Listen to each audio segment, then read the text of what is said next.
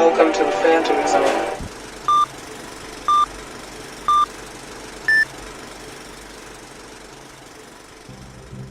The greatest hope against the threat of nuclear war is Superman. I'm going to do what our government has been unwilling or unable to do. Effective immediately, I'm going to rid our planet of all nuclear weapons.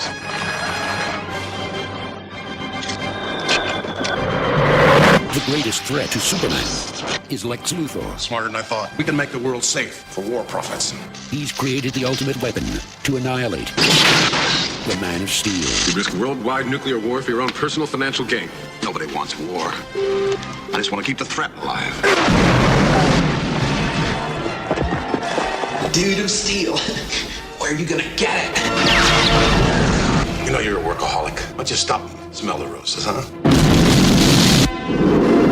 Superman 4, Christopher Reeve, Gene Hackman, Jackie Cooper, John Cryer, with Mariel Hemingway and Margot Kidder as Lois Lane. Superman 4, his most important adventure, the quest for peace. Hello, welcome to Watch Party. I'm Lou Gonzalez, joined as pretty much always by the double Johns. So we got John Seiler. And we have John Scott. This is the second worst Superman. No, this is the second time I watched a shitty Superman movie for this fucking podcast. No, you gotta say more powerful than a locomotive, man. Oh, yeah, faster than a speeding bullet. So we are watching Superman 4, The Quest for Peace.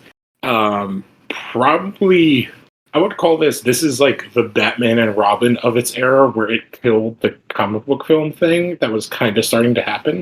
This is 1987 film, so this is to continue. Well, it's funny you say that because a year or two later is Tim Burton Batman. Yeah, and it's a complete like if anything, I think it killed canon. It was part of the. So I watched the canon documentary last night. Really good documentary. Goes to Superman is one of like the three movies that killed the canon. So canon was able to buy Batman and Robin, from what I've heard, is a better movie than this. Oh, it is 100% a better movie. And it makes more sense. So after Superman 3, which is the Richard Pryor playing not Brainiac, a whole thing about that, it's terrible. Flops, and then Supergirl comes out in 1984, I think. Supergirl 84. Also, yeah, and then that also was a mega bomb. They sold the rights, Ilya Stalkind, for the Superman franchise to Golan and Globus of Canon, who were the two main guys. Menachem Golan is the guy who is the kind of on-the-scenes person, the director. He directed Delta Force and like a bunch of the other Canon movies. He's the guy who Jean-Claude Van Damme did a spin kick in front of and got hired that day. And that's how Jean-Claude got Bloodsport. And so originally, they hired Wes Craven on to direct this film. You fucking imagine a Wes Craven Superman movie? And this is Wes Craven 3 years after Nightmare. Well, that's the thing. Like, Canon is what did a lot of those horror movies and worked with them. Like, they did a bunch of Tobe Hooper movies. Because, Texas Chainsaw but by 2 that point, he'd already done Nightmare. He had done Last House on the Left, Hills of Eyes. Is this around the time he does Swamp Thing? Yes, this is 82. Yes. Swamp Thing's 82. This is 87. No, yeah, Swamp Thing is way before. Yeah. So they were like, Wes Craven, you want to take a second dip in that DC Comics pool.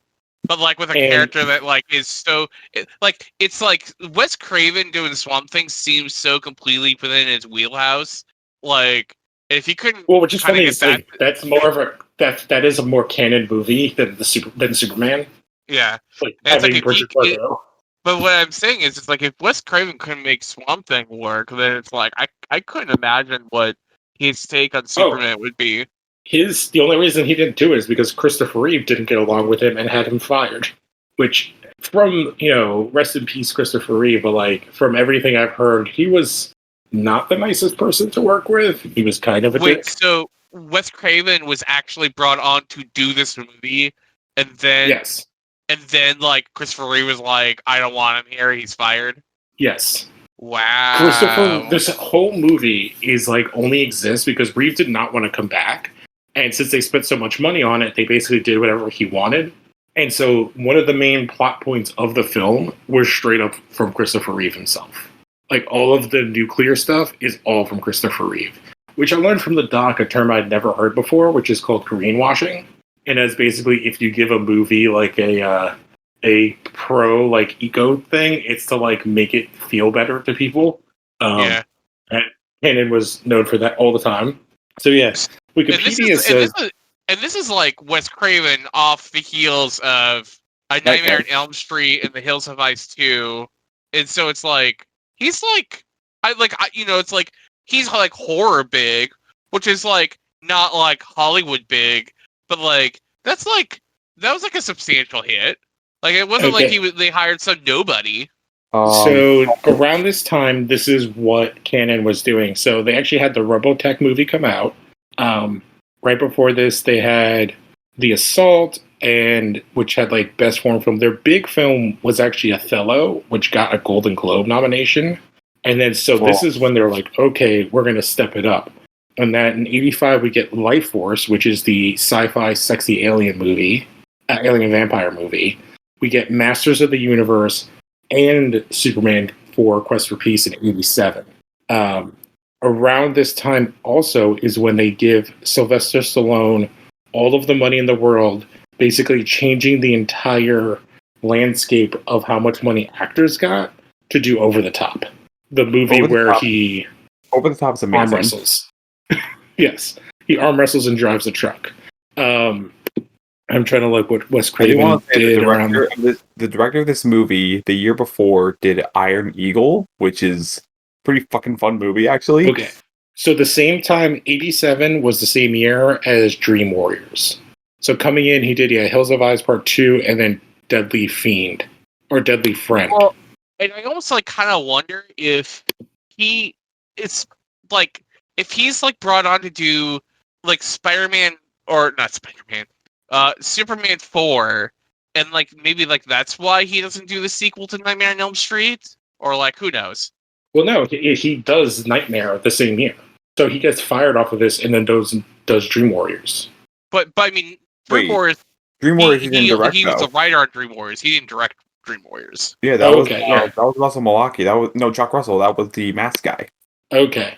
So to go into other stuff about this movie. So yeah, Wikipedia says the original budget was like $39 million. During the filming of this movie, and Masters of the Universe were kind of filming around the same time, the budget was basically cut in half. So they actually only made this movie for about $17 million. Oh, God. While they were filming. Funny, which is probably like a smart idea because like this movie like did not do so well. Well, no, it didn't do so well because, as we'll watch, it looks like dog shit. And literally they had all these ideas for special effects. And then when you watch them, you're like, oh, it's because this guy had no money to do them, which really hurt his career. And then one of the other big things that was kind of going on with this was all happening because they were being audited by like the FCC. I don't know, not the FCC. It was the Federal Trade Commission and stuff like that. Because they had because their whole plan, as we'll go through the Cannon movies, like, is that like they would make movies or they would sell movies, and the selling of the movies to like investors would pay for the movies they were currently making. And they spent like the most money on like Over the Top, Delta Force, and then basically like those things just like killed them. And with this whole like thing that was going on, they just had to cut, because all the other movies before this, when Golden Globes was there, was like the Lou Ferrigno Hercules and like a lot of basically almost softcore porn, like Bo Derek movies. They did Bolero. They did like the Sahara, which is like another really bad movie. But yeah, they were like the Chuck Norris movie people. Yeah, and so this is the attempt to go Hollywood, like real Hollywood, with Over the Top and this and Masters. But it's like also I just think like I'm looking at the synopsis of this movie, like I've never seen it, but was like pseudo Cold War, like nuclear, like search for peace, the quest for peace kind of bullshit. Was that something that audiences wanted in '87? Because I was like, does this come around the time of like Rocky IV, like with like Ivan Drago, Yes. and I'm like, No, and that came this out. is But that after. came out. Yeah, I was like, that's in '85. It's like I can't 'Cause that's one of imagine the- like. In I can't the imagine like documentaries, audiences wanting like this kind of a story in 87. Here's the in one of thing: the no in the one wanted documentary, this. one of the best lines is apparently Stallone said this to somebody who was working at Canon, like, "Wait, like you guys hired Dolph Lundgren to do a movie, and you're giving him lines?" Like Yeah. Dolph couldn't speak English really at this time. Well, And and they it's were like just- you're making him play the Punisher, where it's like you actually Oh, no, don't this have was- to this give was in- Frank lines. No, it was in reference to Masters of the Universe. Oh, because Yeah. Dolph Lundgren plays He-Man in that, He-Man. right? He-Man. Yes. Yeah, I have not seen that movie either. I've I heard. haven't either, Um, but I'm not able to make the next week. So Yeah. So the other big thing is there's apparently 45 minutes, which is not an odd thing, that was cut from this movie. That has not totally been seen. Those a link that we'll see later. There's about 7 minutes that got released in the last like HD remastering of it, because there's a whole character story in the middle of the movie that's completely cut out. But yeah, I think that kind of does. And yeah, basically, this is like this flops so hard, it basically kills Canon. Like they do like 3 or 4 movies after this, and that's it, and they completely fold. Oh, and to go on your Cold War thing, sorry, I just remembered that you talked about that. So one of the things about them, Golan Globus were Israeli. They were like the biggest Israeli movie producers ever. And then they broke into America. And one of the big things is like they just never really understood like American culture very well. So they would constantly be rewriting stuff, and also they wanted their movies as short as possible, which is why this is 90 minutes. Because but what they would do is Menachem Golan would literally just go in and be like, all right, yeah, cut 10 minutes here, cut 5 minutes here, cut 10 minutes here, and just no matter what it was, he did not give a shit about plot. Would cut everything down to an hour and a half. You gotta get that movie to be played like the most amount of the days during anti-Snyder. a theater run. Yeah. Which another thing was like during this time they were having to sell. They owned like all the theater chains in Italy and France, like 40 or 50%. It was like 40% of the theaters in England. Which this whole movie is filmed in England. Every single scene, including the farm scenes, even though the farm set from the other movies still existed in Canada. They filmed this whole thing on a set in England. I don't think there's too much. So yeah, this movie made like 21 million internationally, so it grossed, and 15 in the US, so it grossed like 36. So it doubled its budget for kinda, but it was a tremendous bomb. Or watch the Fantastic Four on this show, like the Roger Corman one. Oh man, we kind of should. That movie's yeah, great. this is I also- actually love that movie. Wait, and which that's one? like kind of like my barrier for like low budget, kind of bad like superhero films. I'm like, okay, like let's see like kind of like what you're working with. Yeah, they went into Like, that movie with a low I budget. think Roger This is a Corman's movie where Fantastic Four is like the best of them all, because it's like it actually like kind of feels like it's adapting like the source material in a positive way with the money of the budget that they have. So like I'm like kind of like interested to see like what Superman 4 kind of is. Yes, I gotta be honest. I do also have a soft spot for that 2005 version. Oh no, I'm talking about 95. Oh, I'm fine with 94 too, but I also have a soft spot for 90. Yeah, the Jessica Alba one. It's fine. No, not only the first one. The second movie sucks, like a lot. Yeah, and again, I would say, remember when you're watching this movie, this is 87. The first one is what, like 74? 78. 78. So this is 9 years later, and will look so much worse. So, are we all ready? Scott, Yes, you want to give us a countdown? And Christopher Reeve and Gene Hackman are like the only 2 returning characters from like the previous Any films. of it? No, Margot Kidder's in it. Okay. Yeah. No, everybody, like the same Harry White and Jimmy Olsen. Okay. It's just it's all the same people. They paid them. Apparently, Christopher Reeves told John Cryer at the when they were going in for the debut or whatever, he's like, "This is a horrible piece of garbage." But yeah, John Scott, give us a countdown. All right. 3, 2, 1, go.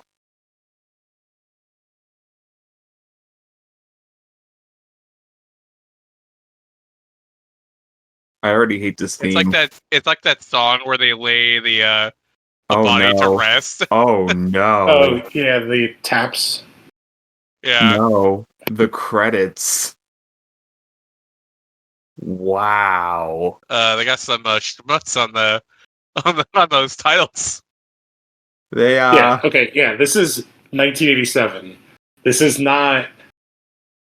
This is not like the 70s. This isn't Star Wars, the first one. Well, no. Remember This how the isn't- credits in the first movie were like I mean, pretty they still damn got cool? that great song. Well, Oh yeah, they my paid John God. Williams that one time. They had the rights. Thanks for captioning is made possible by Warner Brothers. Thanks? Question mark.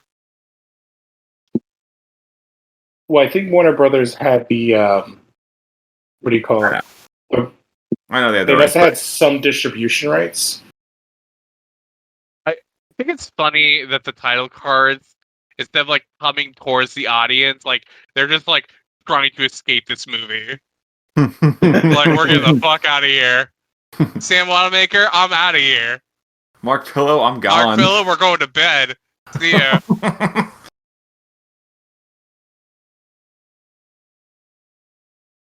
And Margot Kidder is getting out of this fucking series. Oh, like this is Margot Kidder when like she's also starting her spiral of like her mental health stuff, I believe too. Because she goes like full off the rails in the 90s, I think.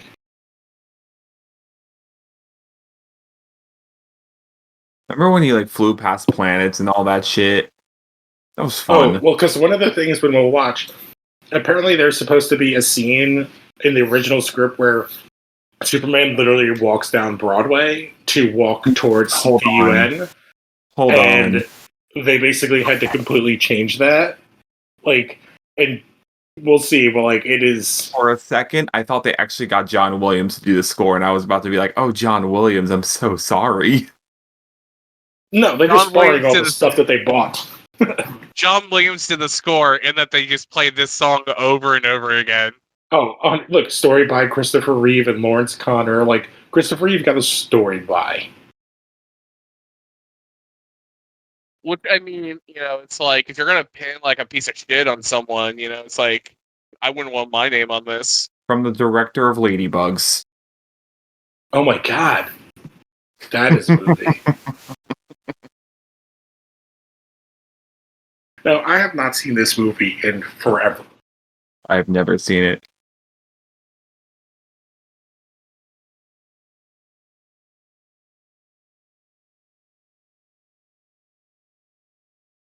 I bet there's a way where I bet we'll be able to notice, oh, these are scenes before they cut the budget. These are scenes after.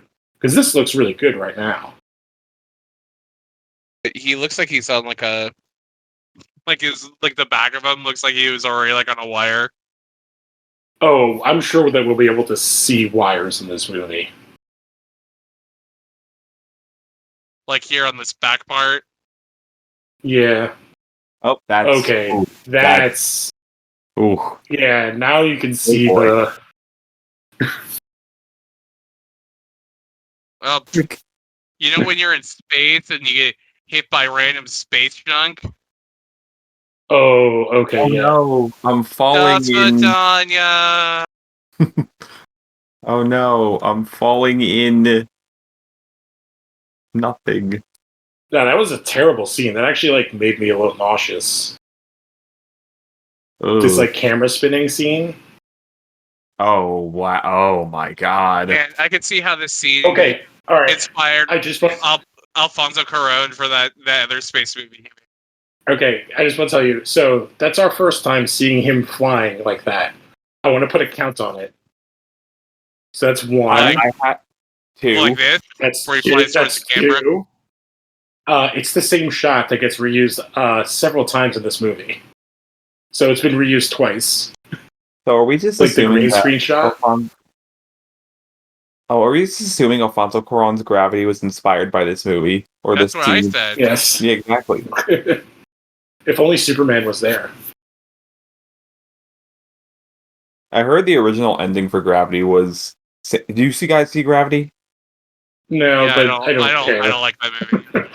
Okay. I don't think So that the movie's original like all that ending. great. Well, spoiler alert for people who have not seen Gravity. Oh, The original. there he is. That's Thank you for 3. pointing this out to me, so now I know to look out for it. Spoiler alert. The ending of Gravity, the original ending of Gravity was going to be Sandra Bullock's back on Earth and she's walking away, and then George Clooney was going to crash right into her from space, and then credits. Wait, so is Ma Kent a dead in this movie? Maybe Pocket died in the first one or the First second. I think the one. first one. Hey, listen, I'm just saying, Superman and Lois goddamn wishes. All right. It's just the thing is, like you look at Christopher Reeve here, and you're just like, "Fuck, he's so good casting." Like he is Superman. Somewhere Connor McGraw's screaming because he eventually shows up on Smallville. Oh wait. Oh, there's like several people in this movie that were on Smallville, and you have John Cryer as Lex Luthor, who's actually amazing at the character. Oh, he's a great Lex Luthor. John Cryer is such a fucking good Lex Luthor. Yeah, if you haven't watched Supergirl, like him doing Supergirl he's so good. He has like a Iron Man Lex Luthor scene.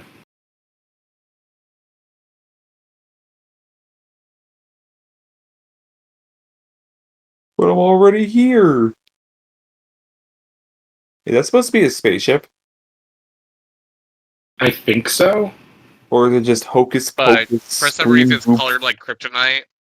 Yeah, I was gonna say, like, I thought it's like, why does he have like a whole thing of kryptonite?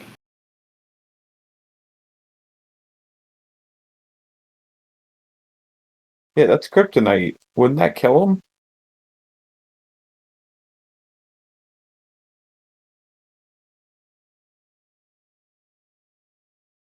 I'm trying to remember all the movies. I don't think this is the one where he gets split in two. I think that's Superman 2. That's 3. That's 3.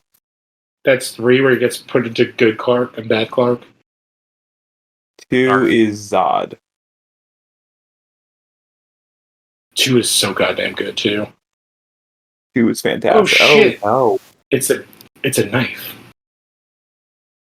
It's the kryptonite shake. Kryptonite Shank is gonna use that when he goes to prison. The cops are here. Run. It's a shank tonight. Just that's the sequel to Three Doors Down song, Kryptonite, Shank Tonight. He didn't even put it in his jacket all the way. So his ship dissipates then?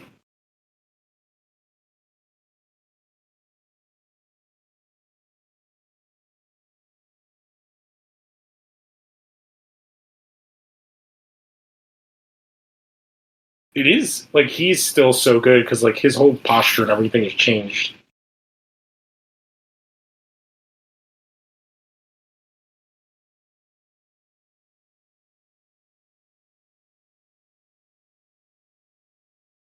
Day in 1987, in the middle of rural Kansas.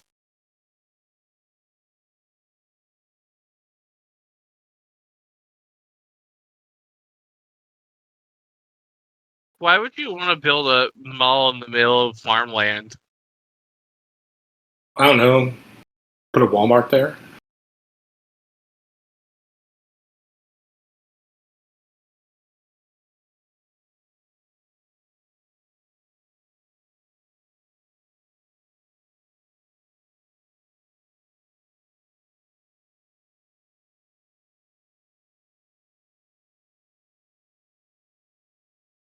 You're my real estate developer.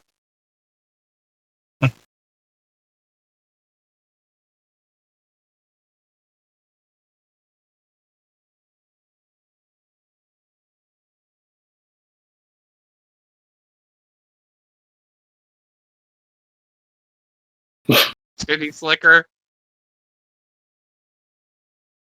Who, Clark? Basically, this just like this like Dale Dimmadome looking guy. Oh my god, yes. You're 100% right. Dimmadome? Where the Dimsdale Dimmadome?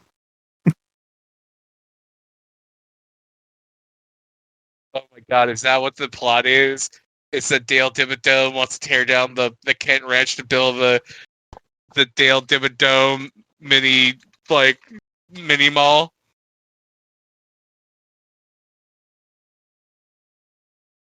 And he hits that Russian satellite again.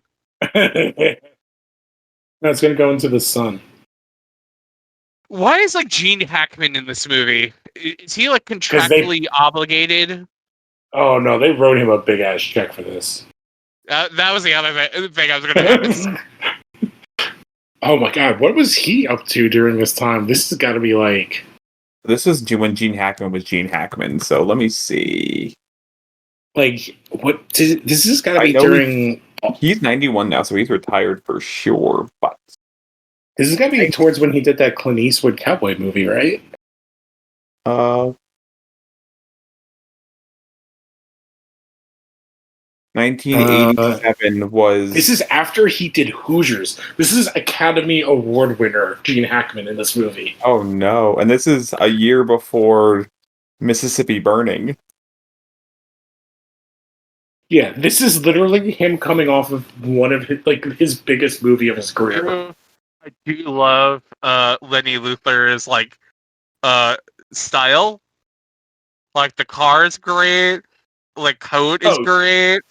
The haircut's great. He's cool ducky. He's. Yeah, this was right after. It's why does he have horns on the side of his car like that? Well, he's supposed to be a very. He is very flock of seagulls.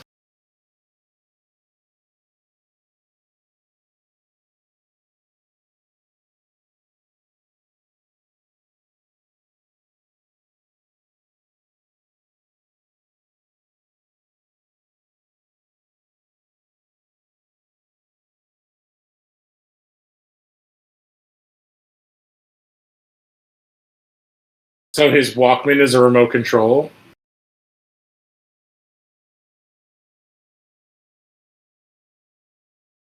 Well, somebody watched Blues Brothers. Oh, dude. They didn't even show that car blow up. They didn't even have a budget for that. No. Oh my god, they didn't even show it. No, you don't walk away from that like a goddamn Looney Tune. That is a great line. Did you hear that? He said, "I always considered you the Dutch elm disease of the family tree." I always Lenny, you public school system failure. Oof, never forget, fellas. Oof. Yeah, this is I feel like all the scenes with our good actors are just gonna be so elevated because that was a great scene with Hackman just because we get to see Gene Hackman being mustache twirling.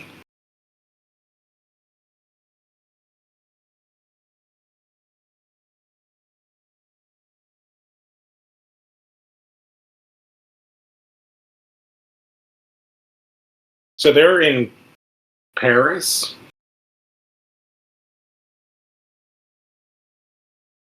But that's in New York. Oh no, they said Metropolis, right? She's just speaking French for reasons. Man, if I was the lowest... Did he just faint? Yes. Yeah, he just had a heart attack out of nowhere. Wait, no, I think she's just trying to learn how to speak French because all the ads are in English. Yeah. I was gonna say, it'd be really weird for them to have... And then we just called out the backdrop of the United States. See, I never got how that works. It's whoa, did you see that guy change into Superman costume? Hey, wait a minute. The telephone booth has a window through it. Yep. Oh, that was bad. Oh, yeah. 3. Oh shit, he touched the third rail. You're never supposed to touch the third rail. What? Wait, he shorted it out. He touched the third rail. Do you not know what I'm talking about? It's and it's naturally slow down. Okay. Yeah. Okay. This is wait. Isn't that where the Superman Returns line comes from? Yeah, it was they flushed him down the toilet. And this is the movie that Superman returns and it's out of existence. God, Superman Returns, like, Deadbeat Dad there's like Superman. things I want to like about it, but it's like, why are you trying to make a sequel to a film that came out 30 years ago? Not only Because- that, but it's like you watch it now, knowing what you know about Kevin Spacey and Bryan Singer, and it just sours. And like Batman's, or it's like I talk about like Superman being kind of a asshole like in the Snyder movies, but like he's like such a creeper in the Singer movie. Returns. So you're telling me the movie written and directed by Bryan Singer, Superman, is super creepy? Yeah, yeah. Well, Bryan Singer didn't write it. That was actually the guy who wrote and directed Krampus. Oh, and look, it's Margot Hemingway.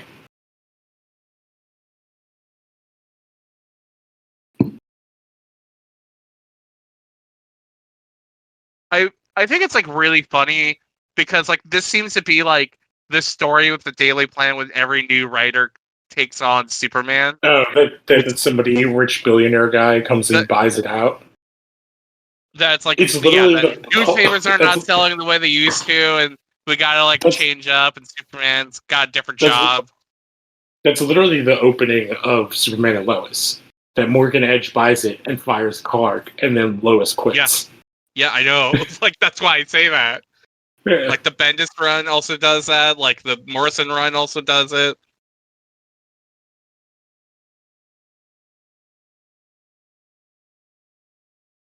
Like, Lady, I kind of get it. like, I get it now because, like, a newspaper makes no sense, like, in 2021.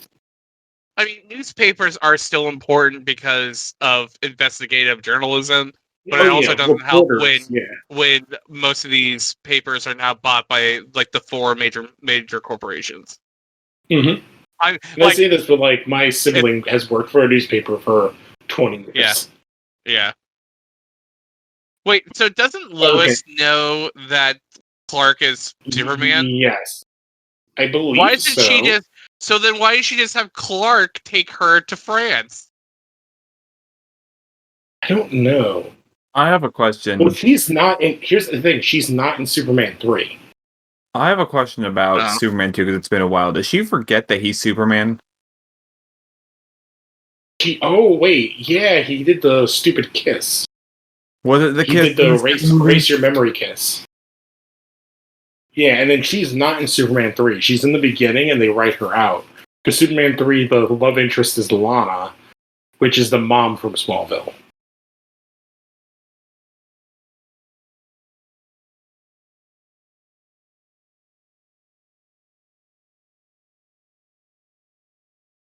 Jimmy Olsen's dressed like Tucker Carlson. Oh my god. Don't do that to Jimmy Olsen. Why would you say that?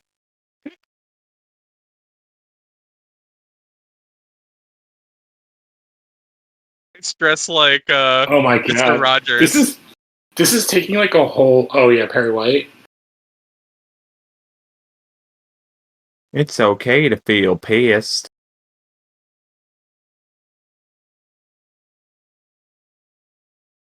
Is that supposed to be Lana? Hey, lady, maybe you should have wrote history today. This is the kind of stuff that you bring upon when you write that kind of shit on your board. Yeah, as a history teacher, yes. And as someone who's also in school during a historic event. Yeah. Damn, this kid's like... That is a wicked mullet on that kid, that blonde kid. Well, the blonde kid's like, yeah, what's kid's gonna do to write to our congressman? I don't know. Call the anti-monitor. Okay. His voice is like not what I expected on that child. Oh god. What's with that fucking statue? Oh my god, that is horrendous. Where did you get a thing of Superman's hair? That's my question. I think it's like funny that this is basically the Flash Museum, but it's a Superman museum.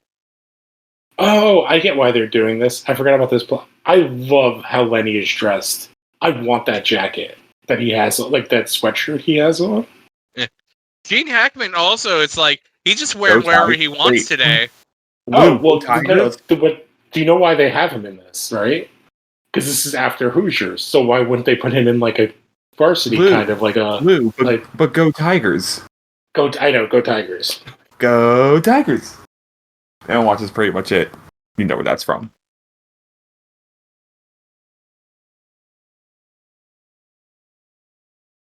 Like there are no guards in this museum. Like I live by like all of the most famous museums. Okay, wait a second. Wait a The second. hair can hold up 1,000 pounds, but be But you cut can by cut wire it with cut. bow cutters. Yeah.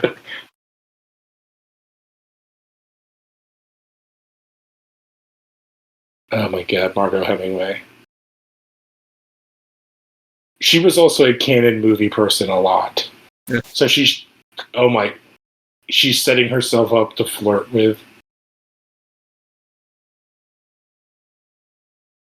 Legs. He's just like, well, it's Margot Hemingway. yeah. Oh wait, okay, I missed this before. So the guy who bought it is her dad? Yes.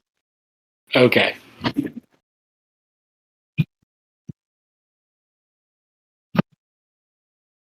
That sound is what you think it is.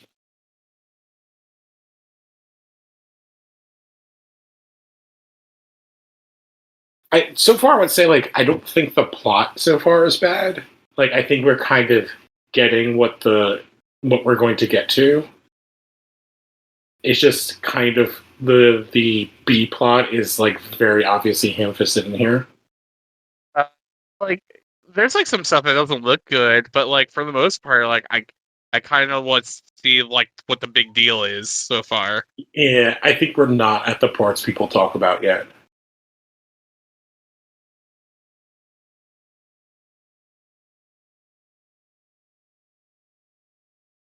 Man, I really love what Lois is wearing right now. It is pretty great. Like, I also think that she is a great Lois. Like, she looks, and I think that's what like the new actress who plays Lois on Superman and Lois, like, she looks like she should be like a reporter. I don't know. I don't know if you guys saw the announcement of the new Superman cartoon, but the best explanation I saw of it was like I didn't know I needed tomboy Lois Lane and himbo Clark Kent in my life. Wait, which cartoon is this for? It's like a brand. It was like the same day they announced the Batman cartoon. They announced a new Superman Lois cartoon. I was like, well, everyone was excited for the Batman one. I was like, the Superman one it sounds way better. Yeah, because I know, but they announced the casting for the Super Pet show, and is it The Rock is playing Crypto? Wait, so this kid was like, you know what? We should get goddamn Superman to be fixing this, and they were like, you know what, kid, you're right. Let's give you a press day and everything. Yeah, really. Let's bring you to like where are they? Metropolis. No, but like what building are they in? It obviously says Monster Hunter on the front of it. Oh god.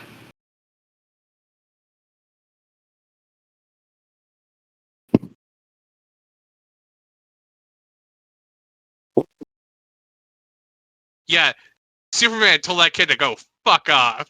It says kid to drop. Just jump. Superman tells kid to fuck you. Basically, I do actually like the idea that like J. Jonah Jameson takes over the Daily Planet. Ooh, I love the advertising. So we have Pepsi and Dunkin' Donuts. Lots of Pepsi and Dunkin' Donuts. Like a kind of a neat idea, having J. Jonah take over the. Yeah, it is a good idea. Like, wait, J. Jonah Jameson? Like a character, the idea of like a newspaper man that just like who like wants to run who runs a rag takes over like a really prestigious like newspaper. Yeah, people. The Daily Planet was it's supposed to be like the Times, I think, because the Bugle is supposed to be the Post. That's why it's the whole thing. Clark is like, what am I gonna do about this little shit? Well, he's like, maybe I could go kill this kid and I'll just tell him it's my devil from the last one. I do actually like the idea, and I think they're trying to do it is like, how much should he intervene with humans' lives? I also think they obviously couldn't get the rights to do to use what's his name's voice for this movie. Marlon Brando. Marlon Brando. Probably because Marlon Brando said, "Fuck you, I'm gonna go do They the used, Lost Island of whatever." I do kind of love the simplicity of the costume, though.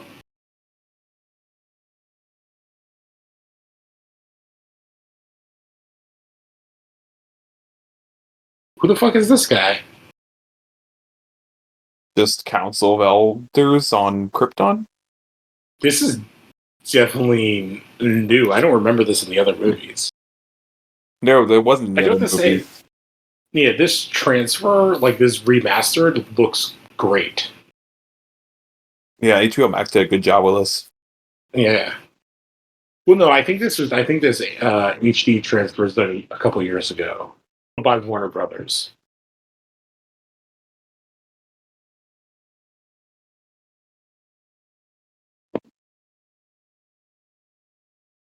Actually, this is so far the plot is this like nuclear thing is not a bad way to deal with the humanity of Superman.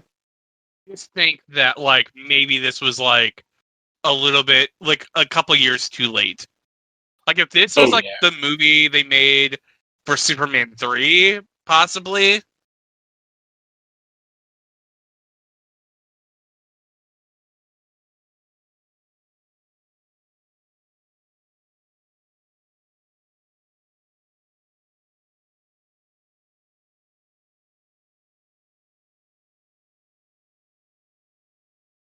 Clark's hair looks very fake.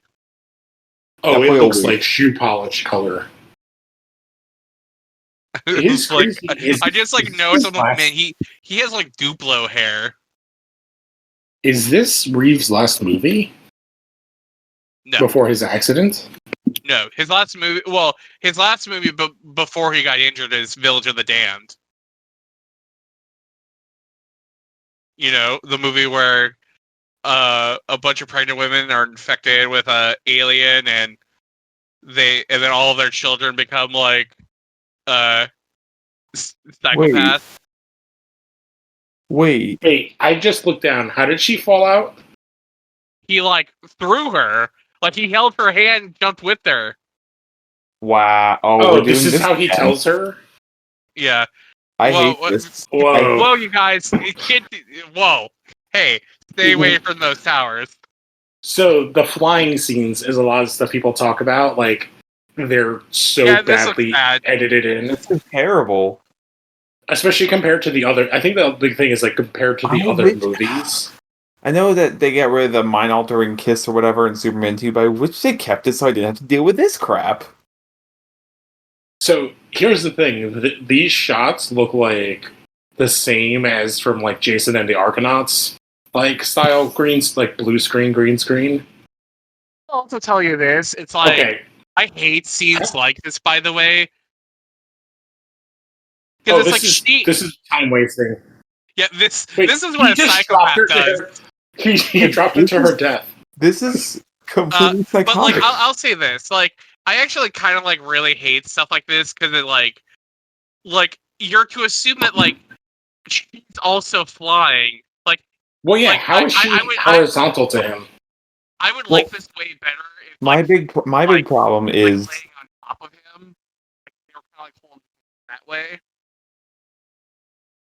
Mm-hmm. Like Powder Toast Man. Yeah, you know, like I loved it. I especially loved it when you tried to drop me to my death. Twice, actually. He did it twice in that scene. The whole thing I have is that it was like cute in the first movie. It showed him accepting his humanity and everything. Now it just felt cheap. That felt cheap, not just in the way it was it's shot. Completely unnecessary. Well, I can't remember at some point in the comics, to explain away what he just did in like the comics, they say that he has like tactical telekinesis is part of his powers, and that's how he's able to make like fly and like have people fly with him. So she remembers now. I think she said like I never forgot. She just was like, which I actually don't mind. Wait. You can do it again.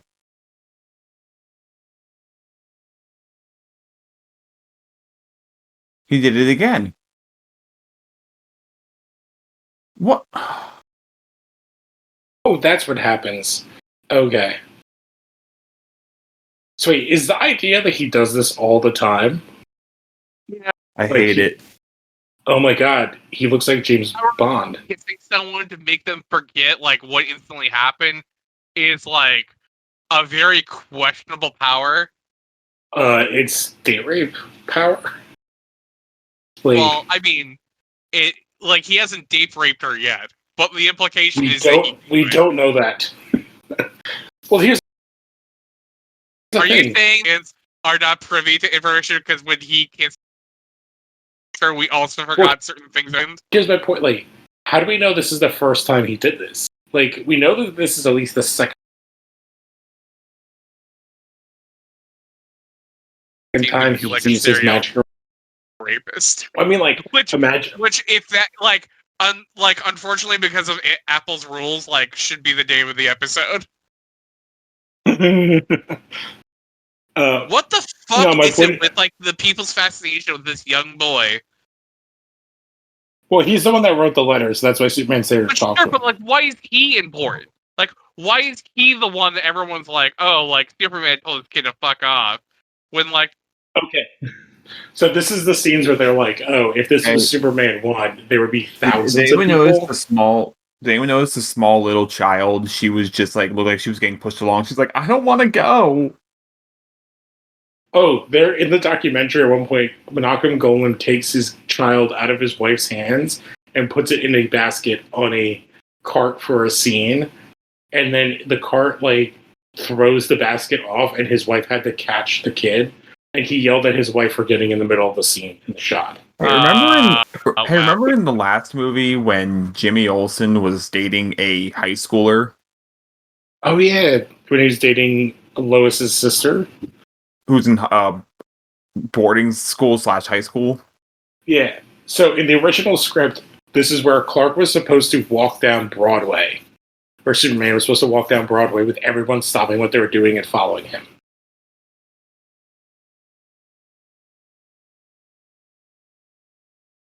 It's the first time I've ever seen world peace among the countries in the UN. for Bialia is basically sit down and be like, fuck that guy. Also, I don't think Cuba is part of the UN.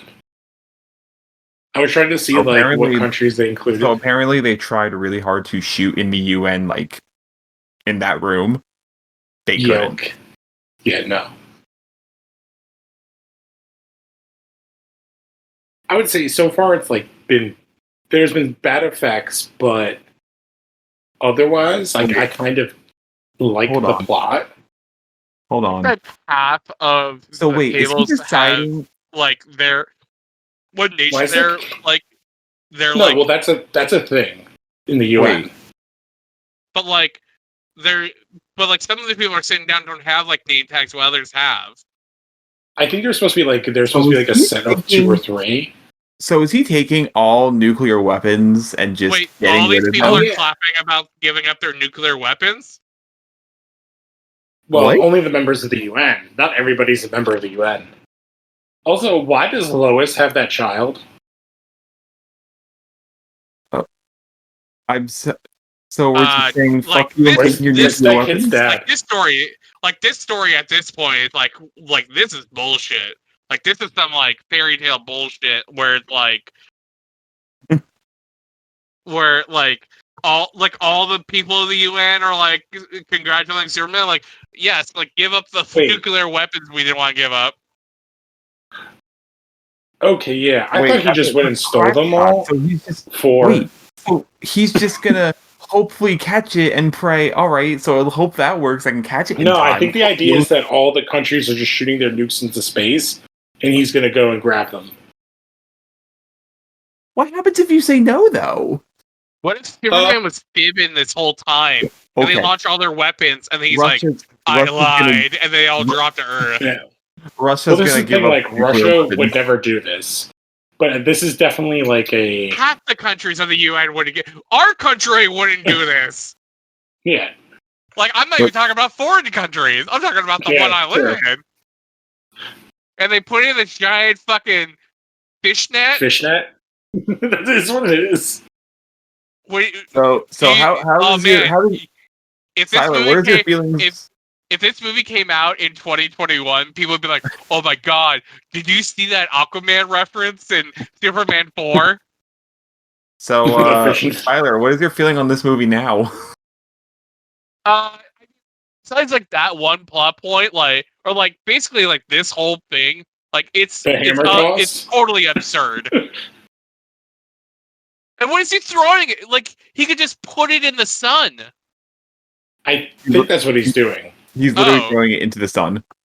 Oh, then, well, why do you have to, like, throw it like it was, like a hammer toss. Like those guys in the Olympics? Why couldn't he just, from, like, downtown, like a basketball? I love how they had to have an explosion on the sun.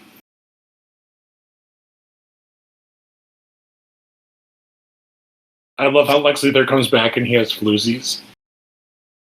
I mean, if I was Lex Luthor, I feel like in my head, like Lex is very asexual in my mind. But goddamn, Gene, I love these suits. They're insane. But Gene Hackman looks like on point. Like his double-breasted burgundy suit is so nice. Yes. Yes. But, I kind of never thought about it. I just assumed, like, Lex was a guy who's too married to, like, the job of killing Superman to kind of have other people in his life. I think I agree with you, but, like, in my mind, like, he's... But, I mean, like, I wouldn't, like, mind, like, a writer exploring that at some point. No, the only thing I can remember even touching on it is the cartoon. Do you remember when the episode when Lex and the Flash switch, and then like the one witch villain, I don't even know what that character's name is obviously like has a thing with Lex?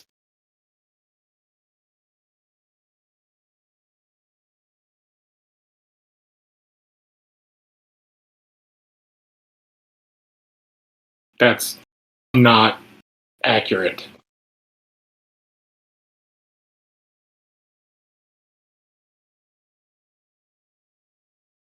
Superman is like an average Superman.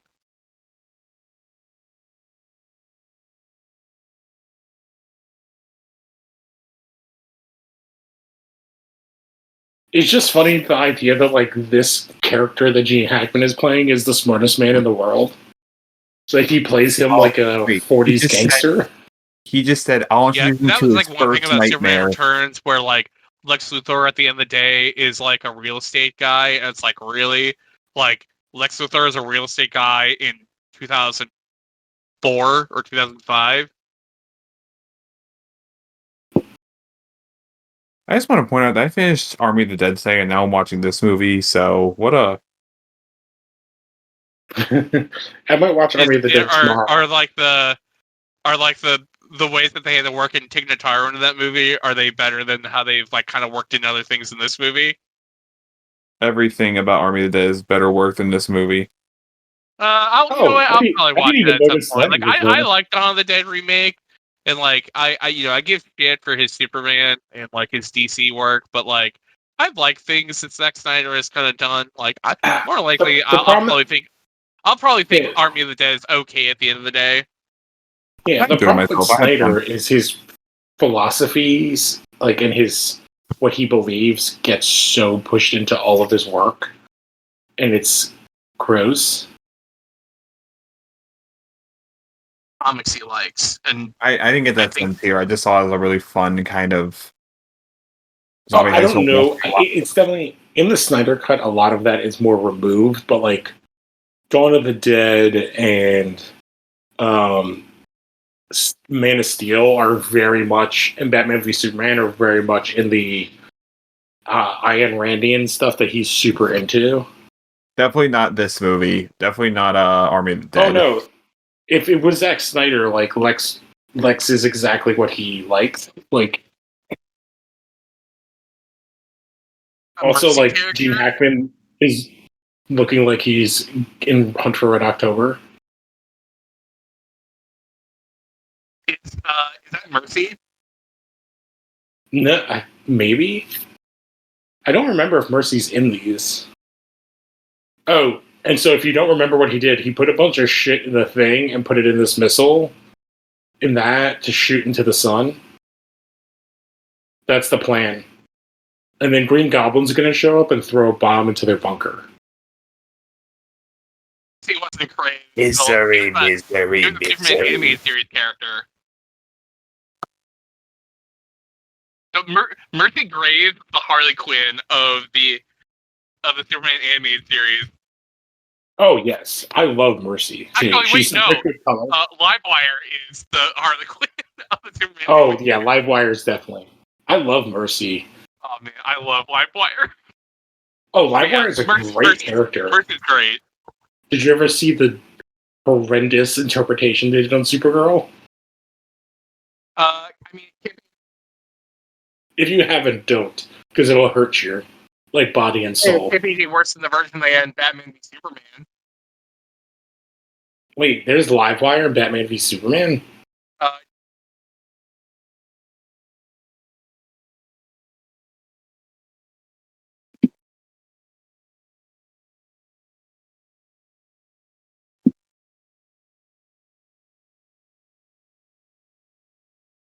Why does she look like Killer Frost? Oh, you're looking it up? Because they put a really bad wig on her. What's funny is they did an episode, I think she's in 3 episodes. The second one, she teams up with Silver Banshee, and the actress who plays Silver Banshee is Robbie Amell's wife, who played, what do you call it? Oh my god, I just blanked on his name. He's Stephen Amell's cousin. Okay, that's the birth of Nuclear Man. So you want to know what this guy's acting credits were before this? They found him at Chippendales. You want to know something even funnier? Guess who does the dubbing voice for this actor? Oh no, who? Gene Hackman. Oh my god, that's awesome. But yeah, like they literally they went to Chippendales and found him. I mean, He appeared, Yeah. or actually, it's like Yeah. the skeleton of him appeared in, I think Snyder's, Scott Snyder's, one of his Justice League things recently, like a year or two ago. But it's like you think about Canon as a company. It's like if you're gonna get like a guy, basically play like a tough guy. It's like just be a guy with a good face and a good bod, and then we'll dub over his lines. Oh yeah, it's the Dolph Lundgren mentality.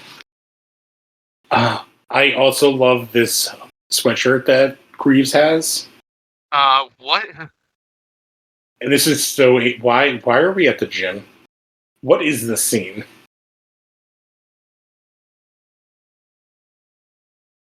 Why is Clark flirting with her? Gym attire is like such a look. I love that look.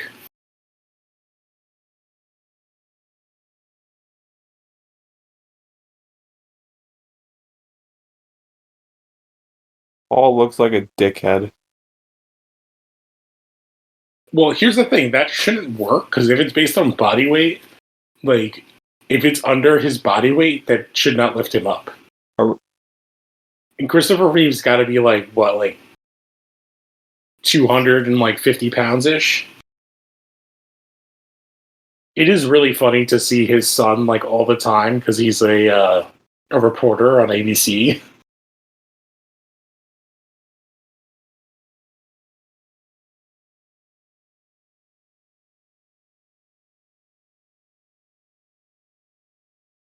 This is so dumb. I'm sorry. Like, Clark is getting bullied to make her rethink her life. Clark's manipulative. So he's trying to he's flirting with her to make her feel better, to make her a better person. Is that the idea? Clark Kent said, "Fuck you."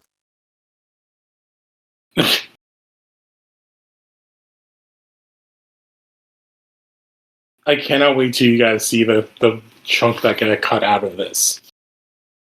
So I'll just tell you this. This version of Nuclear Man is not the original version that they shot.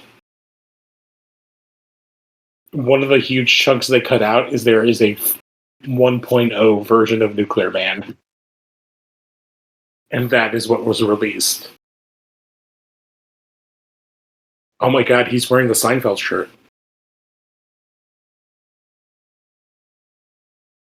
He looks like he's dressed like an incarnation of Doctor Who. He looks like a WWE manager. Also he should there, be yeah. managing he should be managing the $1 Million Man.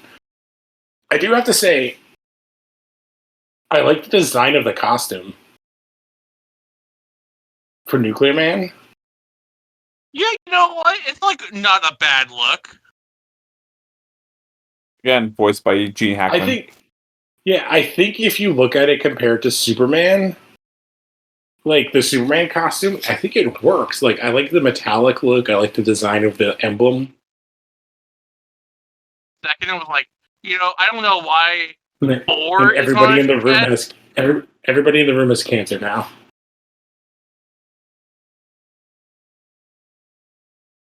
But yeah, I was I don't know why he has 4 on his chest, because it's Superman 4. Then I just realized, oh wait, it's an N. Or Nuclear Man.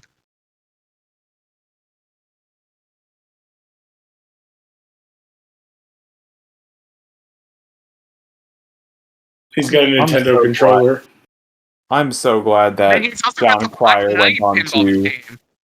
a better time in the Superman series. Oh no.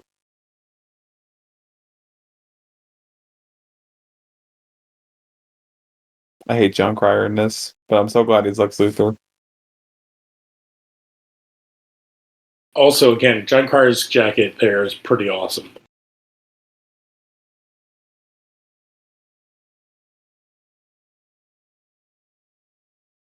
It's having Hackman's voice on him is real weird.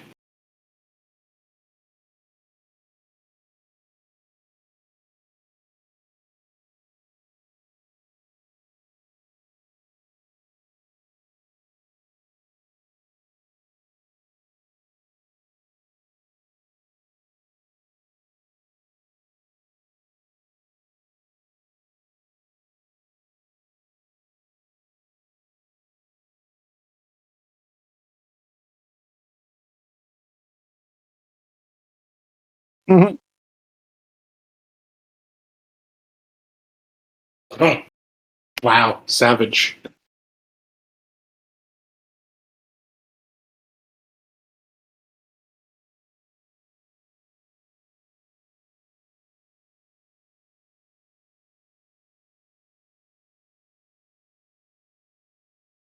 It's just funny because, I don't know, when you think about who your definitive version of a character is, in my head, I think it's because of the age I am. I don't know if you like this, Siler, because we're the same age. My definitive Lex is the Justice League one, the cartoon, and that's the Lex I think of when I read. It's so weird to see such a divergent version. Wait, are they double dating with Superman and with Clark Superman Kent? and Clark. Yes. Or So basically, this is going to be that scene from Ladybugs. God Or damn it. Mrs. Doubtfire.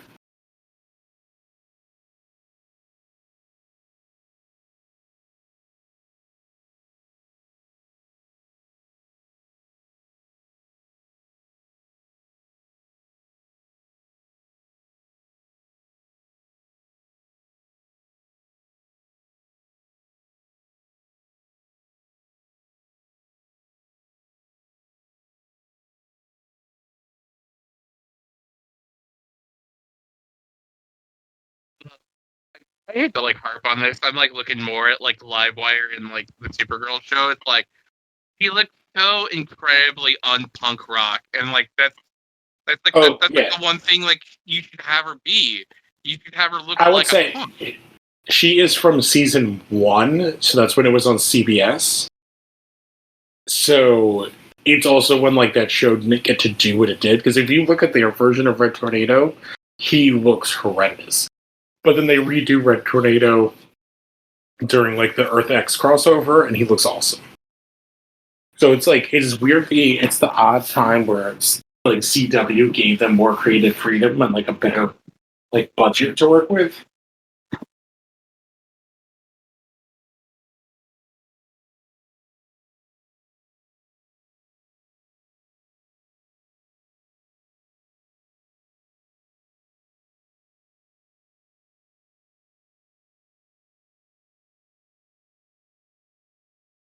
This is a terrible scene.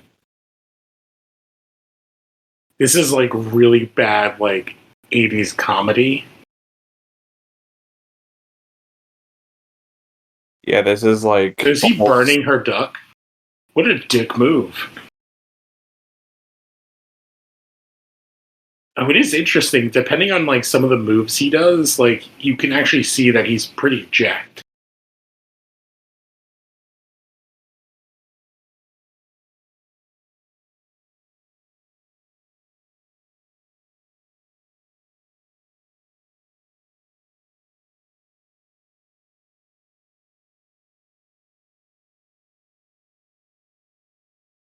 Like this is kind of insulting to the Lois character. What did somebody else have to be building be like, what the fuck is Superman doing?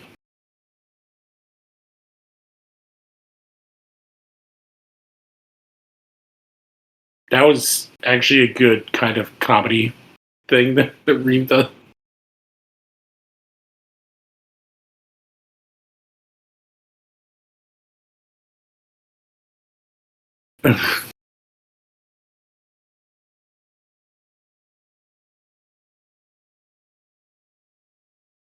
Like a big dumb himbo.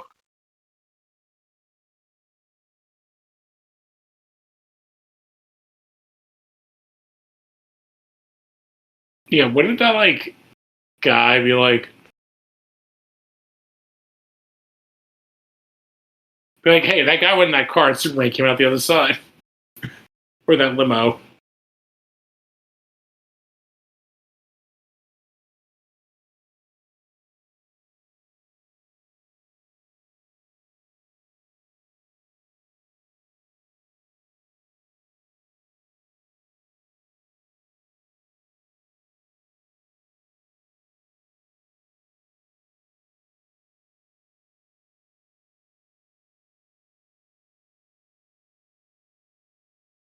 It's very odd for them to have New York be Metropolis.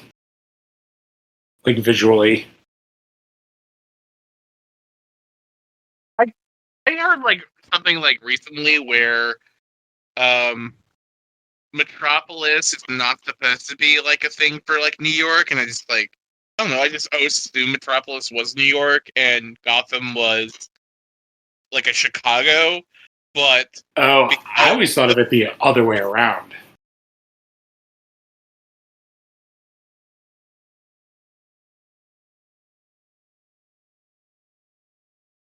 Well, in real life, what Siegel and Schuster were doing was who rang the doorbell? Is that Metropolis? Is I actually Toronto? I hate this a lot. Like You what? like this is like This scene is so long. it's like a sitcom scene. It's like what is this doing in a Superman movie? This is like they're like this screams to me like canon like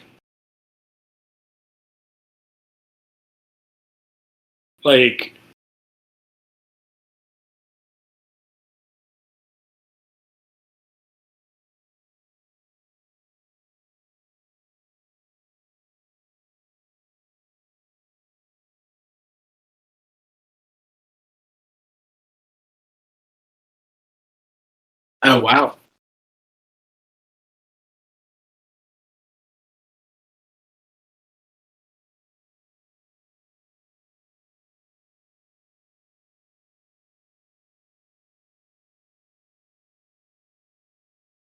in this movie. Ugh.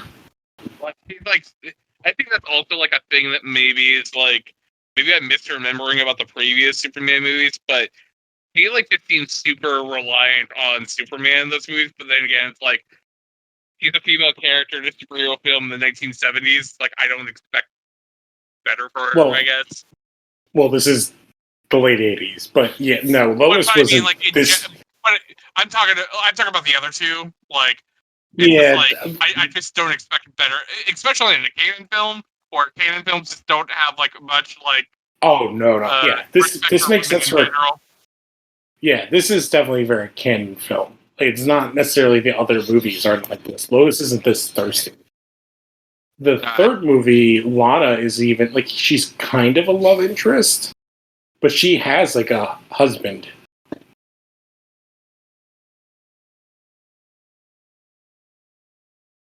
Ooh, he's got Johnny Walker Black behind him. He's got Seagrins. Like Cuervo. Oh, he's got some champagne. It's like we'll give you all this alcohol also if you like work on this movie. Oof, that was when. Did you see when Nuclear Man landed? That was the worst I've seen so far of like the green screen stuff.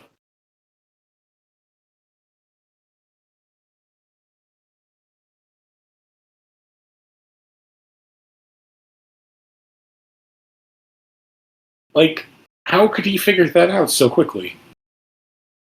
Also, again, I love Hackman's costume. Like this double-breasted and Lenny's jacket. Also, like the other thing is like if I'm on this shitty film, can I keep all of my wardrobe? Oh, I'm sure they did. They probably just took it and left. Oof, I don't like the Hackman voice.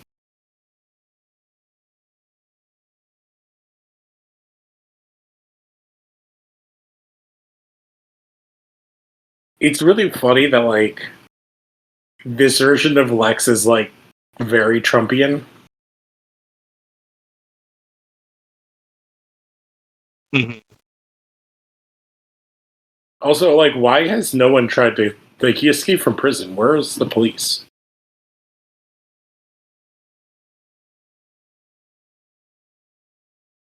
I'm going to drop some Kryptonian crystals into the water, and then I'm going to create new land that's going to change the entire world, and I'm going to develop real estate. Oh, I forgot I was on mute when I said this, but the I love how after 4 movies, Hackman and Reeves still have it together in terms of their chemistry. Okay, I kind of like this idea, and what I just popped in my head is like, oh yeah, Marvel did this with the Red Hulk, and it's also dumb.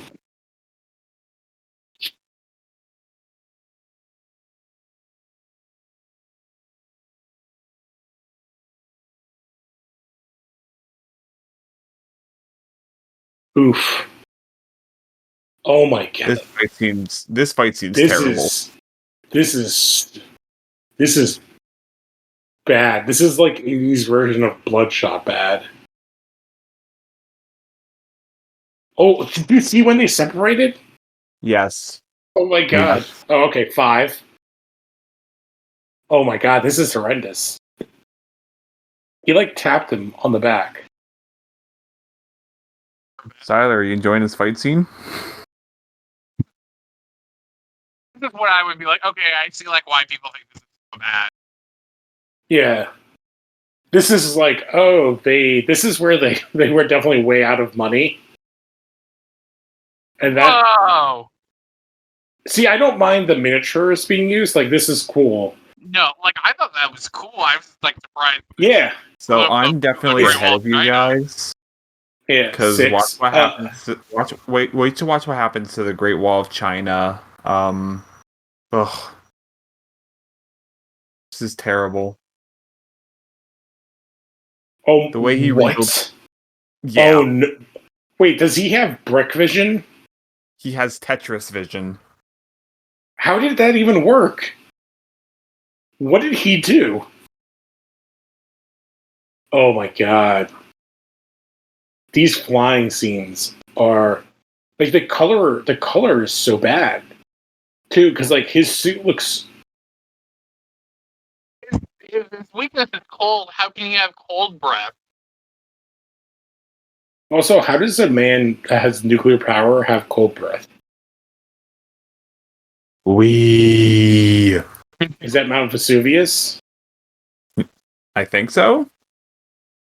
I'm pretty sure it's like I guess it's still a volcano. Like some Power Or Rangers it's Mount St. explosion. Helens. Yeah, see, I don't mind this. It's just like all the flying effects are terrible.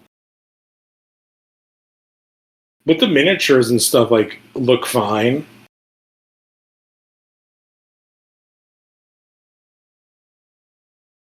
This see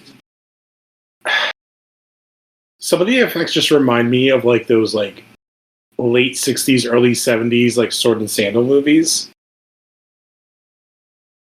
It's like they have a. They're Seven. doing things that they absolutely do not have a budget for. And Well, it's because like, they were I written just in the don't script. understand it. Well, no, because I think they filmed them expecting to have the special effects budget to do it in post, and that's when it all got cut. But it still wouldn't have fixed it. Like you would have still had like these like really awkward looking like wire working effects, but like that wouldn't have, it's like I don't know what amount of like CGI would have fixed any of this. Like I'm talking specifically about the flying stuff. Well, I think they just were like, oh, they just didn't shoot anymore. And it's also was super rushed. So they had no money and it was super rushed. I would have probably if I were like to write the script, knowing like the budget, I probably would have realistically had at the end of the day. I would have had like one or two flying scenes. Oh my Like, god, everything he's else, Wolverine. like why is this fight like just like not on the ground in some way? Well, again, I Is think it a look- lot of this stuff was like when they ran out of money is very confusing. Like, Yeah, okay. who knows when that was? And again, please watch that doc because like there's a good chunk about this movie in there. Yeah, like the guy who does all the special effects is just like so like dead. He's just like he's like they screwed me. It's like they wanted me to do all this stuff, but I had no budget and no time. And I was like, well, I can't. I don't have the money to do all this stuff. Like I can't do anything. And then they just blame me for everything. So I do not think this is the director's fault. I don't even think it's the writer's fault. Like at the end of the day, it's like I would blame like the producers and I would blame Canon. Like Yeah. Oh, it's 100% like oh my god, like Golan Globus. it's like flowing through the air like a fucking sarcophagus.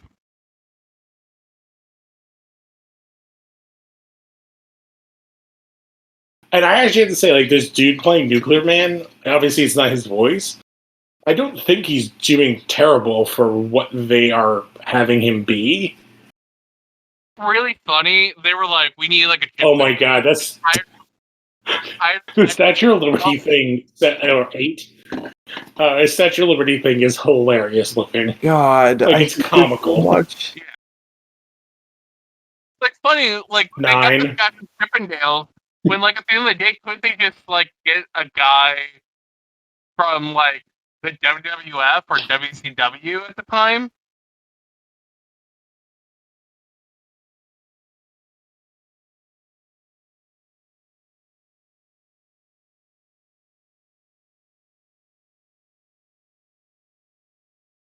I imagine Christopher, because he wants someone who's as tall as him. Holy shit, Oh, Christopher yeah. Reeve is 6'4"? Yeah, he's a big son of a bitch. Like, Oh my god. that's how he got cast. Like, he's a huge dude. Like, for Hollywood standards, like, he's a big dude. I'm kind of surprised they didn't get like a Hulk Hogan to play The nuclear man. Oh my god, that blood effect. And this, oh my god. I think I saw the walls move when he landed. But the thing is, like, I don't mind this guy for what he's like. His facial features. It's just like, I like.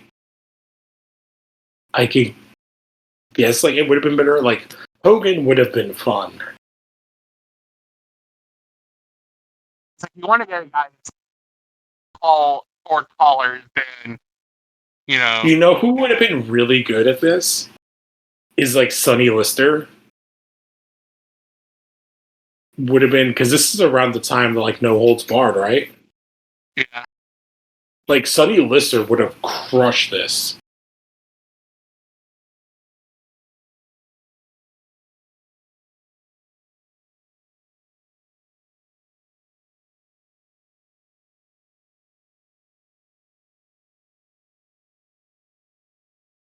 Not only our only Pulitzer Prize winning writer.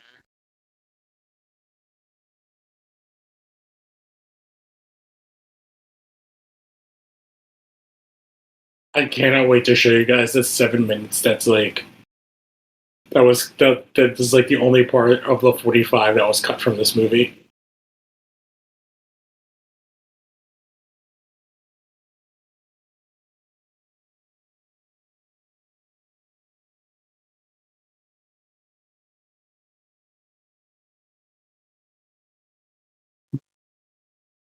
Superman is like working his way to a pretty good threesome at this point.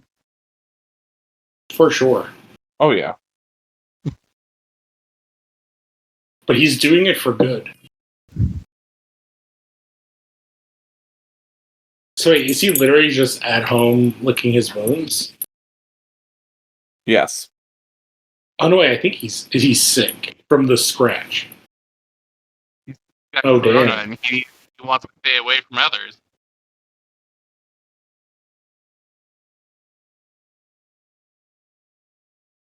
That trick actually works. I've done that many a time.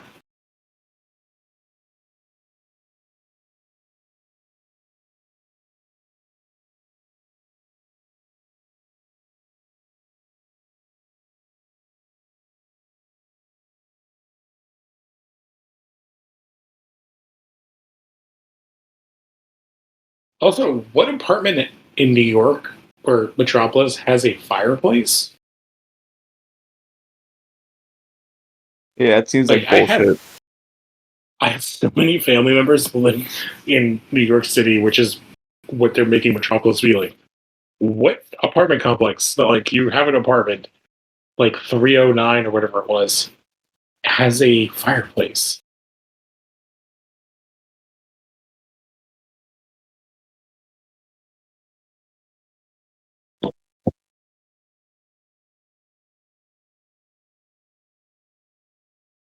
So wait,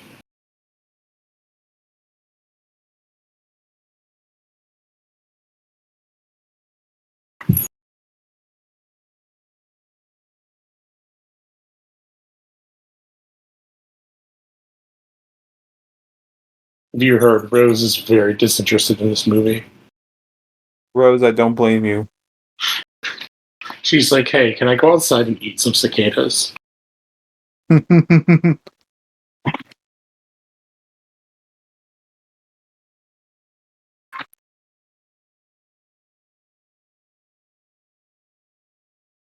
Okay. If this is what I think the scene is, this is actually a pretty good scene. But also, it makes every Kiss bet. you so you forget all this. Yeah, it makes the double date even weirder if what I think happens.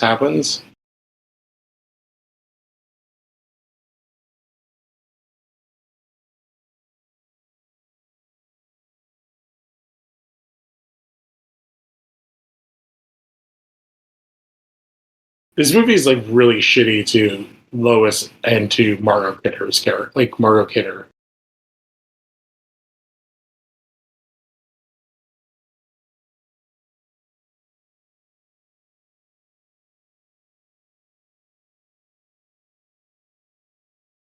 Like, why would Clark, unless she obviously knows, why would he? So he knows that he's Superman. Yeah. He just pretends when he kisses her that she forgot. Yeah, I think that's what they're getting at, which makes their double date even creepier. Because then she's like kind of, I guess she's like into the idea of like a menage. And he also just Right? thinks that Clark is just being very pathetic in the whole situation, and her in like her most like kind of like Yeah. like, and she's like, I kind of like watching this guy fucking squirm.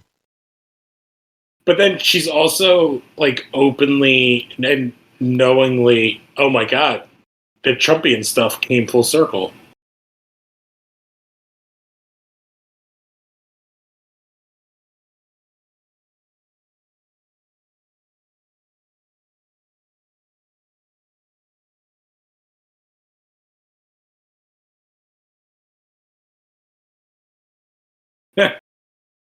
I actually love, I like that idea for Lex. I feel like all this setup, oh my god, I just noticed his crotch is different colored than the other parts of his pants.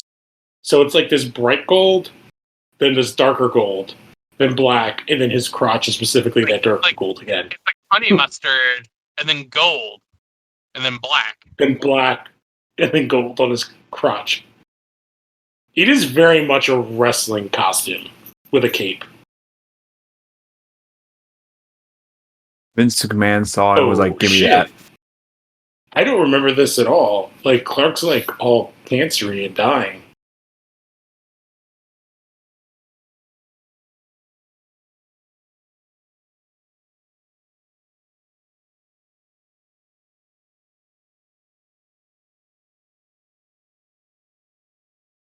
Good card. So the idea is he's absorbing the like all of the energy of all the stuff from his ship. So he loses the fortress and all that stuff.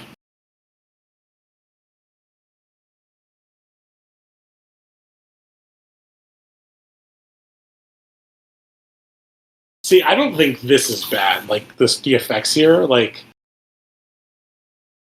and what this guy's doing, I think this all works. And now he's horny.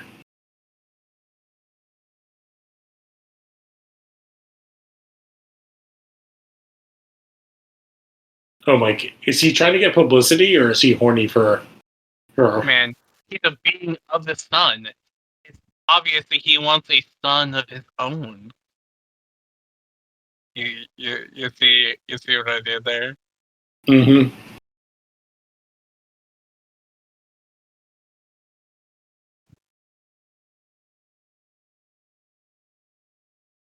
How does he know he's looking for the woman? Yeah.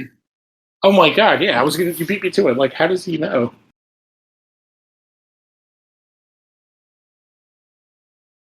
Also, Superman's a dick for letting him do this. He just shot nuclear energy at a school bus. Yeah, this is some toxic masculinity if I ever saw it. Also, if he's Nuclear Man, everyone that survives has cancer. The people! Oh my god. Oh, Christopher Reeve, that was... This is the point where you gave up. Oh no, the pain! Oh, so I also know this. A lot of the canon movies were shot in sequence, specifically this movie, because they were in order to... There was a shot of a cop being flown backwards, but it was obviously like a reverse shot. It looked so bad. Oh, yeah. But a lot of like these movies at the end of canon were shot in sequence so that they could edit them before they would like get their budgets cut even more. And they were trying to rush them. Oh my god. Impotency.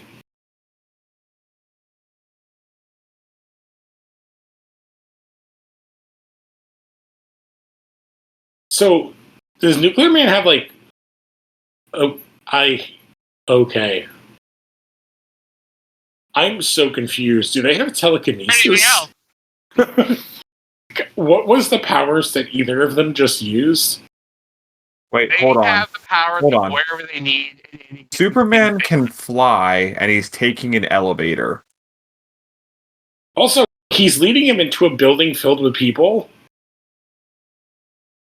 What? Oh my god! What? See, I hate I this don't movie. mind this scene and him yelling and roaring. Because it's kind of like... I kind of like this idea of like a more humanoid-looking, like, Doomsday-esque character. That doesn't make... Okay, to put it... How does he know about that, though? What the fuck? How does he know about the dark?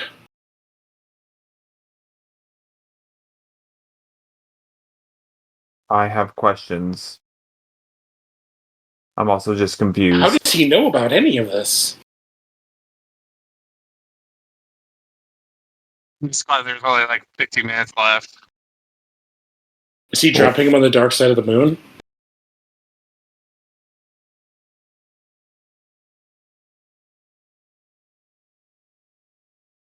You know, it's like funny, like this is still not like Hellboy bad. Because it actually starts like not with a bad concept, and it just like gets so bad. Yeah.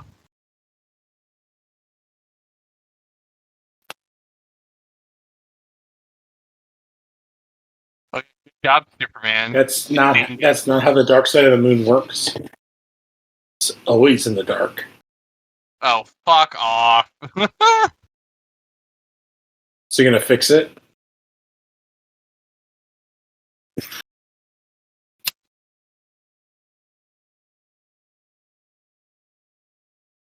Of course, because Hollywood perpetuating the idea that we ever actually landed on the moon.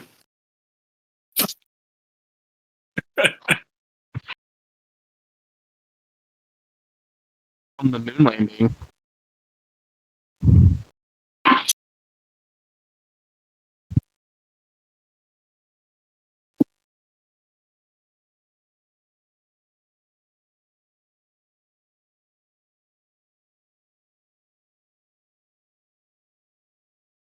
So, with the lack of gravity, wouldn't their moves be faster, not slower? Blue, stop putting logic into a movie that has reused the same shot I don't know how many Ooh. times. Okay. I like the knee to the head, and it's used it, I think, 9 times.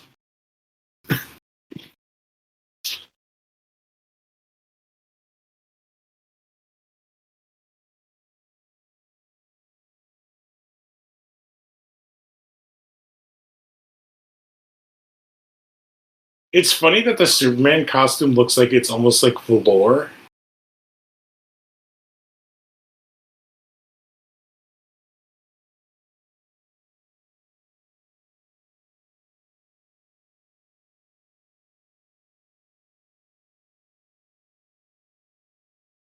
Oh, he just backhanded Superman like a bitch.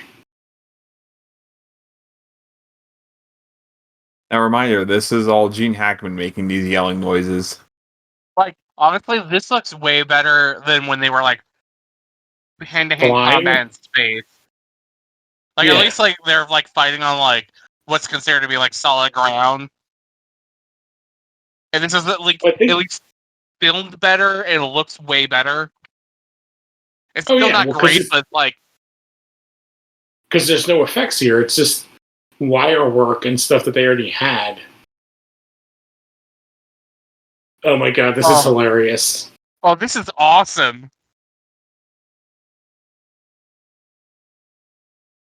God, that's like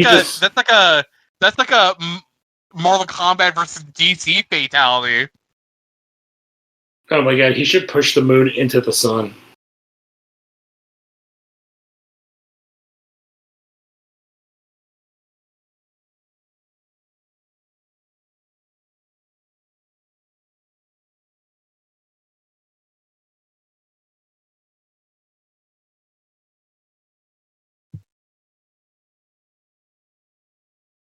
What a fucking great line. Yeah. That's the best line in the movie. This is so prescient. It's Oh, that's weird. okay. That's great. Also, Oh, Yeah. God. Quick, save the American flag.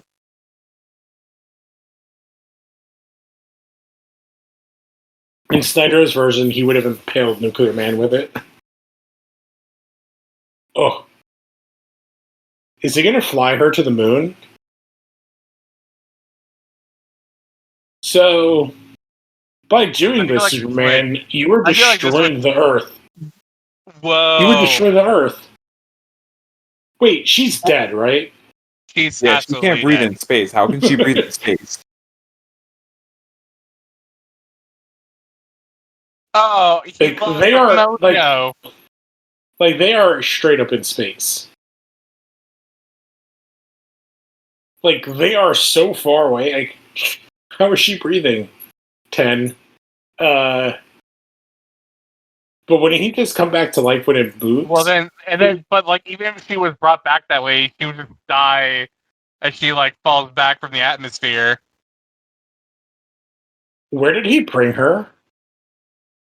But like, literally, what Superman did with the moon would destroy the world. Him. Oh, he's like holding him like you would hold a cat. And he drops him into a nuclear reactor. What? So confused. I don't think that's how that works. It isn't No, how it's definitely not. But again, he moved the moon, so the entire ocean would be destroyed. Wait, is that how he's? Is that how he's defeated? Really? Are we not going to talk about how Superman destroyed the world by moving the moon?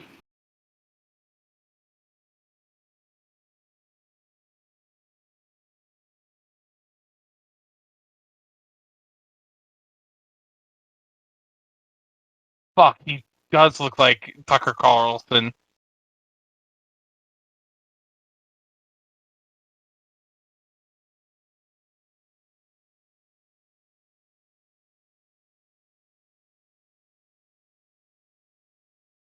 Predators. That's like an interesting like loophole to have. That the Daily Planet has been around for so long that it's like a national institution.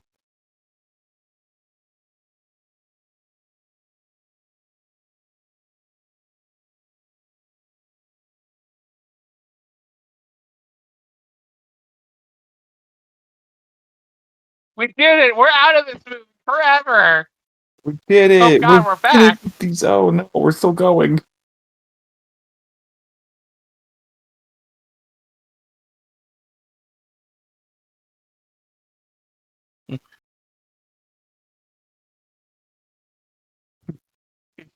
Is he like being like, oh, I got like a magical blowjob and now I'm all better?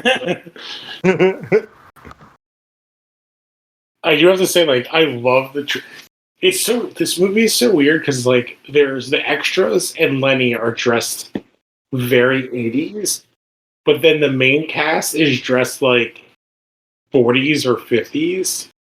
Yeah. It's like, look at the way Jimmy Olsen is dressed. Like, it is weird. Yes. I've talked about how Jimmy has been dressed this entire movie. He looks like Tucker Carlson. Oh, I thought you meant Perry White. No, I said Perry White looks like Mr. Rogers. Oh. Jimmy Olsen looks like Tucker Carlson.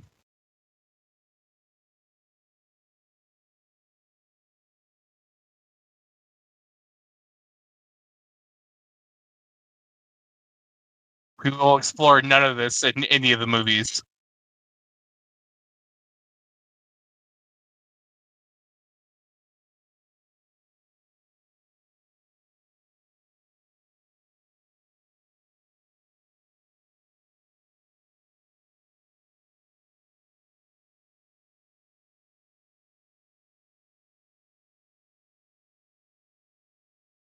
I like that 4-star general hat he's wearing.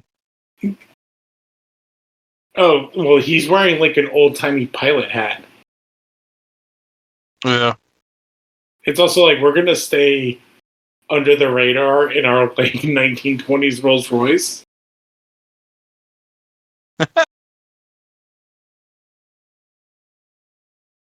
Oh yeah, Letty's hat is pretty rad.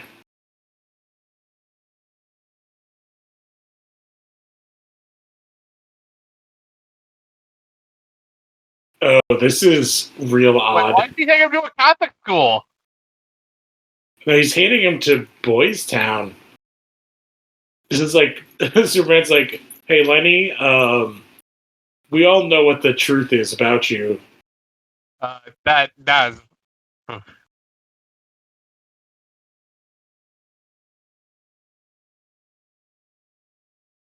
Oh, I love this snakeskin coat. It's so rad. He looks like Snake Oiler from the Speed Racer movie. Mm-hmm.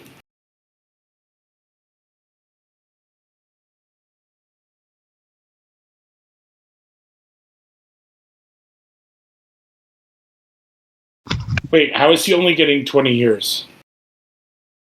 Wouldn't he get added time for escaping? Hey man, we got sequel bait this. Oh, please no. There had to have been plans for like a Superman 5 at some point. It's such a weird series of movies that like, because starting with the second movie is completely like cut to pieces by the production. So was there ever plans for a Superman 5? I think the company tanked before. So, Okay. well, there was going to be a Superman Lives. That's a Nicolas Cage one that Tim Burton was going to direct. But that was not part of this. No. Okay. Yeah. Which all right. I would recommend watching that documentary too, because that's a fucking great documentary. All right. So, can you guys open that link I sent you to YouTube? This is the 7-minute cutscene from the movie. Yeah. See. For people at home, Superman 4 - Superman versus Nuclear Man 1 period original soundtrack restored. Yes, I'll include a link. So this shows the first version of Nuclear Man that was cut from the movie. Okay. Let me know when you guys are ready. Yeah, I got it loaded up. I'm getting through the ads. All right, so let us know when you're ready, John Scott. So the way I'm ready. Like, I think the movie is like not great. Like Terrible. I hated it. It's not as fun as Batman and Robin or Batman Forever. But like I don't think it's as bad as like a Bloodshot or a Hellboy. I would rather watch Bloodshot or Hellboy any day of the week. I think Hackman does a lot for this movie that I would rewatch this. Yeah. But look, let me know when you guys are ready for John Scott. Yeah, you ready to play this? I'm ready. All right. 3, 2, 1. The fuck? So this is 7 minutes and change that was cut from the movie. There's about 45 minutes that were cut. And they cut that sweet Burger King like Add in. So this also has unfinished special effects. Why does he look like Dennis the Menace, the Briton Dennis the Menace?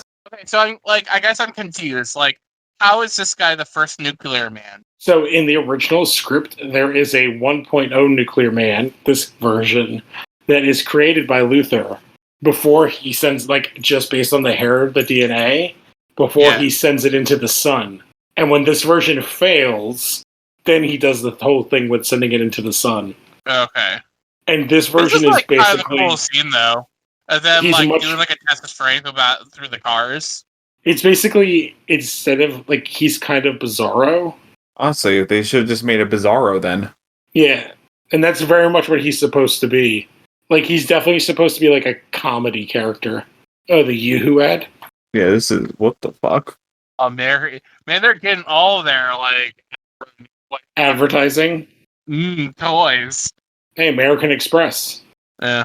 Was this version also supposed to be like voiced by Gene Hackman? Whoa! No, none of that was supposed to happen. Like the Gene Hackman stuff all came way later. I think because when they realized the guy couldn't act.